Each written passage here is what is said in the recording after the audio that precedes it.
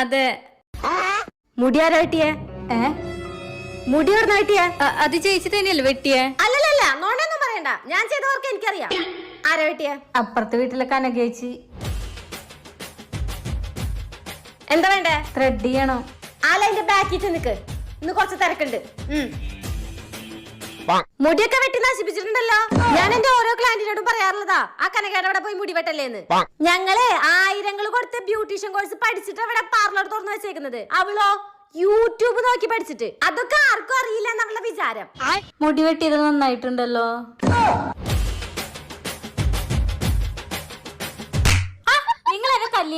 എന്താണ്? ഞാൻ കനകയുടെ അവിടെ മുടി വെട്ടിയതിന് നിങ്ങളെ പകരം വീട്ടാലേ? നിങ്ങൾ എവിടെ പോയി മുടി വെട്ടിയാലേ എനിക്കെന്താ?